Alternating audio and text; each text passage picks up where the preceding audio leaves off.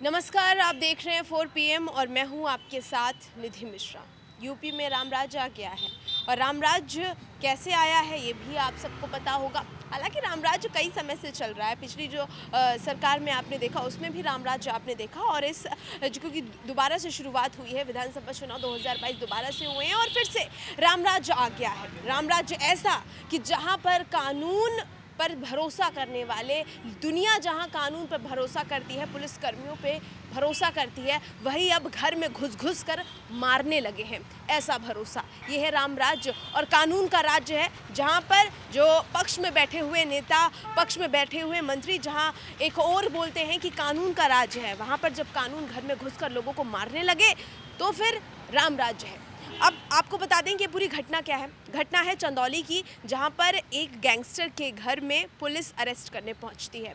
वहां पर पता चलता है कि वो गैंगस्टर जिसको अरेस्ट करने पहुंची है वहां पर वो मौजूद नहीं है। घर में उसकी 2 लड़कियां होती हैं। 2 लड़कियां कहती हैं कि अभी जो है मौजूद नहीं है, उनके पिताजी जो है मौजूद नहीं है और उनका नाम होता है कन्हैया यादव। कन्हैया यादव घर में मौजूद नहीं होता है। उसके बाद पुलिसकर्मी जाते हैं उनको अरेस्ट करने के लिए और उसके बाद जो दृश्य, जो तस्वीर, जो घटना सामने आती है वो ये कि उसमें से 2 बेटियों के जो साथ जिस तरह से मारपीट की और उसमें से एक बेटी की मौत हो जाती है।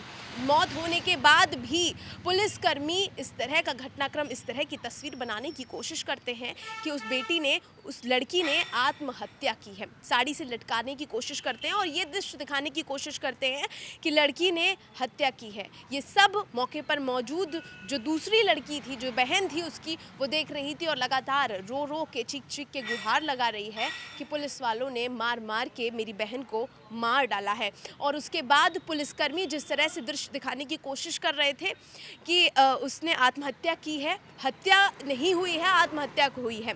और जिस तरह से ये पूरा प्रकरण देखने में सामने आता है, ये बेहद दर्दनाक है और बेहद डरावना भी है। क्योंकि जब हम हाथरस में जाते हैं और हाथरस की जो घटना याद करिए कि उस समय पर क्या हुआ था। एक बेटी को उसके परिवारजनों से मिलने नहीं दिया गया था, उसके परिवार वाले उसको देख नहीं पाए थे कि आखिरकार उनकी बेटी किस हालत में है, किस तरह से है, वो मर चुकी है। लेकिन एक बार लड़की का चेहरा जो है नसीब होता देखना, वो भी नहीं नसीब हुआ रामराज में। और अब दूसरा इसी तरह का वाकया, जहां पर परिवार वालों को जबरन जिस तरह से शव को बुलाया जाता है, कहा जाता है कि शव हमें दे दीजिए, पोस्टमार्टम 2-3 दिन बाद आएगी। और हालांकि आधे घंटे पहले, 2 घंटे में ही, परिवारजनों का कहना है कि 2 घंटे में ही पोस्टमार्टम की रिपोर्ट आ जाती है और अंतिम संस्कार कर दिया जाता है मजबूरन, ज़बरदस्ती। अब ऐसे में सियासत होना लाजमी है। जिस तरह से पक्ष विपक्ष लगातार बयानबाजी कर रहा है, ऐसे में जहां पर केशव प्रसाद मौर्य जो कह रहे हैं कि अगर जो भी आरोपी होगा, जो भी गलत होगा, उस पर कार्रवाई होगी, चाहे वो पुलिसकर्मी हो, चाहे वो आरोपी हो, जिस तरह की भी घटनाक्रम सामने आएगा उसमें कार्रवाई होगी। केशव प्रसाद मौर्य कह रहे हैं। क्या कह रहे हैं, छोटी सी झलक आपको दिखाते हैं। केशव जी, जिस तरह से चंदौली के सैयद राजा में घटना हुई है और इस पूरी घटना को किस तरह देख रहे हैं, पुलिस ने अभी चोट के निशान भी उस पीड़िता के शरीर से पाए हैं, तो क्या कहेंगे आप एज ए डिप्टी? नहीं, अभी तो उसमें मुकदमा दर्ज हो गया है। संबंधित थाने के जो इंस्पेक्टर थे उनको तत्काल प्रभाव से निलंबित कर दिया गया है और जांच होने दीजिए। जांच से पहले अगर कोई चीज रिपोर्ट आएगी तो उसमें कार्रवाई होगी, इसलिए मुकदमा दर्ज किया गया है। अखिलेश यादव कह रहे हैं कि यूपी की पुलिस हत्यारी पुलिस हो रही है, प्रायोजित हत्याएं कर रही है। ये अखिलेश यादव जी बौखलाए हुए हैं। अगर कोई पुलिस वाला गलत करेगा तो उसके खिलाफ कार्रवाई होगी, लेकिन अपराधियों को पकड़ने के लिए अगर कोई पुलिस गई है और उस पुलिस के जाने के बीच में इस प्रकार की घटना हुई तो दुखद है। मैं इस पर निश्चित तौर से दुख व्यक्त करता हूं और परिजनों को सांत्वना देता हूं।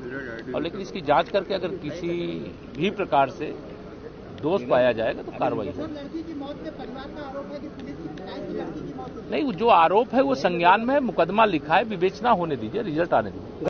तो ये पक्ष के लोग हैं।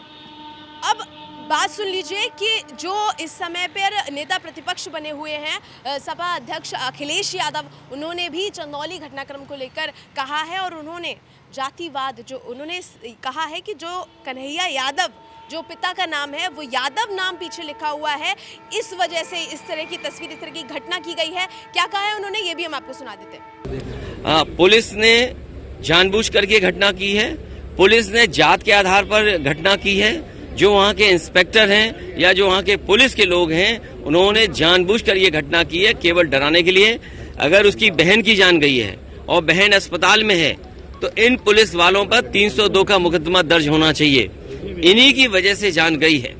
तो भाई ये राम राज्य है कि घर में घुसकर जब पुलिस वाले मारने लगे और हत्या करने लगे और हत्या के बाद उसको तस्वीर दें कि आत्महत्या है। बच्ची रो रो कर चिल्ला चिल्ला कर कह रही है कि मेरी बहन की हत्या हुई है, हमारे साथ मारपीट हुई है। 4 बोलेरो पुलिस आई, उसमें उदय प्रताप येसो थे, वो सहित लेडीज़ पुलिस आई थी। डायरेक्ट घर में घुसे लोग, हम लोग छत पे थे, हम नीचे दरवाज़ा बंद करने के लिए आए, तब तक ये घर में प्रवेश कर चुके थे। मेरे विरोध करने के बाद इन लोगों ने मुझे मारा। उसके बाद मेरी दी को मारते मारते उस रूम में ले गए। उसके बाद हमको इस रूम में 8-10 लोग मारते रहे और उस रूम में दी को 2 लेडीज़ पुलिस और 8-10 पुलिस वाले मारते रहे। दी चिल्ला रही थी कि गुंजा किसी को बुलाओ, बचाओ बचाओ, लेकिन नहीं। फिर दी की आवाज़ बंद हो गई तो हम कह रहे सर क्या आप लोग कर रहे हैं, ये सब क्या कर रहे हैं सर, उसकी शादी पड़ी है सर, मेरा एग्जाम है, आप लोग क्यों ऐसा कर रहे हैं, हम पे कोई केस नहीं, उसके बावजूद भी हम लोग को प्रताड़ित क्यों किया जा रहा है। उसके बाद ये लोग कुछ बोले नहीं, कर रहे हैं तुम लोग गुंडे की बेटी हो और तुम लोग का घर गिरवा देंगे, तुम लोगों को रोड पे ला देंगे। सर ऐसी धमकी देने के बाद सर सब चले गए। जब हम उस रूम में गए तो देखे तो दी पंखे से लटकी हुई थी।